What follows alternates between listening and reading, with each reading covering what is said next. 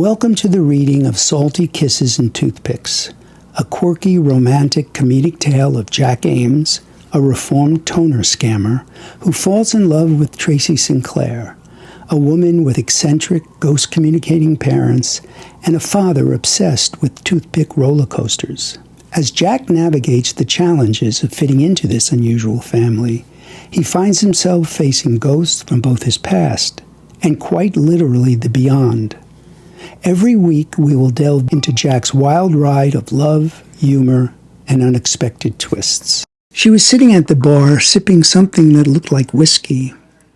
But when I finally worked up the nerve to ask, it turned out to be rum. Caribbean, she said with a smile. I didn't know it then, but that smile was going to change my life. We talked for hours. Her laugh was contagious, and I found myself telling her things I don't usually share on a first meeting, or ever really. The conversation flowed naturally, like we'd known each other forever. There was no pretense, no awkwardness, just connection. Before I knew it, last call was announced, and I hadn't even noticed how much time had passed. Oh, I should get going, she said, standing up and grabbing her coat. I offered to walk her out. She didn't object. When we stepped outside, the cool night air hit us. We stopped at the corner of the block. Thanks for the drink, she said, with that smile again, the one that would make a guy rethink all his priorities. Well, thank you for the company, I said. And then, as if it was the most natural thing in the world, we kissed. She tasted salty, like the sea, but not in a bad way, in a way that conjured up memories I didn't even know I had, of sea breezes and distant beaches I'd never seen. I pulled back slightly, looking into her eyes. You taste like the ocean, I said, half jokingly. We exchanged numbers, and I watched her disappear into the night, feeling like I had just been pulled into the orbit of something extraordinary. The next day, I couldn't get her out of my head. It wasn't just the kiss, though that certainly didn't hurt. There was something about her that seemed to pulse just beneath the surface, like she belonged to a different world, a world I suddenly wanted to be part of. A few days later, we went on a second date. She suggested meeting at her parents' house, which seemed early for that sort of thing, but Tracy didn't seem like the type who followed conventional rules. I wasn't nervous about meeting them. I mean, how weird could they be? I had no idea. The Sinclair mansion was a sprawling estate that looked like it had been plucked out of a Gothic novel. I could hear the faint sound of music drifting from the house as I walked up, the kind of classical symphony that made me feel I should have worn a nicer jacket.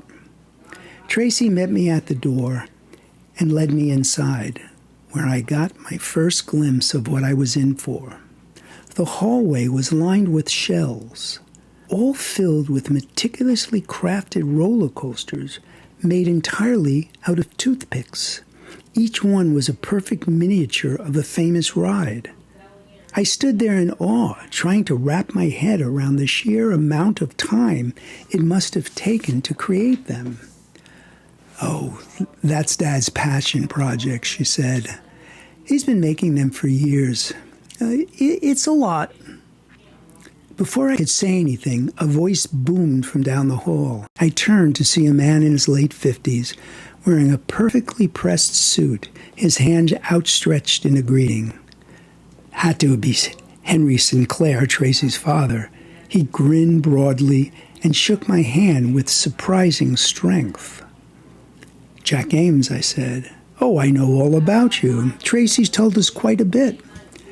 So, what do you think of my coasters? They're amazing. You must have the patience of a saint. Henry chuckled. Or the obsession of a madman. Depends on who you ask. We walked further into the house where Tracy's mother, Sylvia, was waiting in the living room. She sat in a high-backed chair, crating a glass of something dark and fruity. A small table was set with candles and crystals, items I couldn't quite place, but they gave the room an eerie vibe. "Jack," Sylvia greeted me, her voice soft and melodic. "I've been expecting you."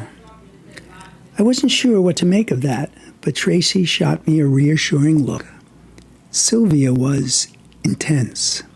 Her eyes were sharp, like she could see right through you to your soul. She didn't say much, just watched, as if she were waiting for something. And just like that, I found myself drawn into their strange, fascinating world. A world of toothpick roller coasters and seances, spirits and stories. I had no idea where it was all heading, but one thing was for sure. I was in way over my head. And I didn't mind one bit.